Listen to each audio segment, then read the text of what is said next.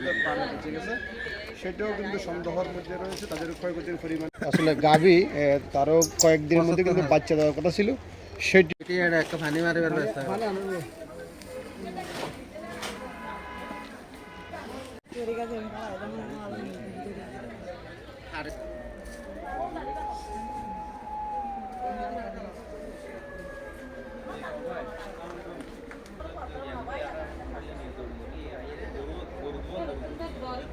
আমাকে বাড়ি থেকে যখন ফোন দিছে, বাড়িতে সিরাজের বাড়িতে আগুন ধরছে, মমতাজের বাড়িতে আগুন ধরছে, আমি তাৎক্ষণিক কেরানীহাট থেকে রিক্সা নিয়ে রাস্তা মাথায় গেছি ফায়ার সার্ভিস। এখানে ফায়ার সার্ভিস সহ নিয়ে এসে আমি আগুনটা কোনো রকম এখানে নিয়ন্ত্রণ, ততক্ষণে সব শেষ হয়ে গেছে। 2টা গরু পড়ে গেছে, আর একটা কোনো রকম এরা প্রত্যক্ষদর্শীরা বের করছে, ততক্ষণে সব শেষ হয়ে গেছে।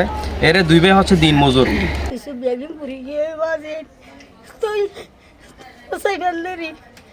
কি কি পুড়িয়ে গরু হুরি গিয়ে বেশি জিনিসটাতে হতে গিয়ে আজি অনেক কিছু বাইর করি না আমার।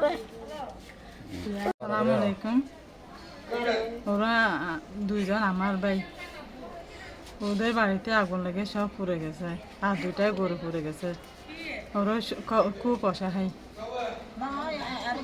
মানুষ দেখতে দেখতে বেগুন পুড়ে গিয়ে মানুষজনের ক্ষতি হচ্ছে, না মানুষ মানুষ ক্ষতি হয় না, গরু পুড়ে গিয়ে। আগুন নিবেছে কেমনে?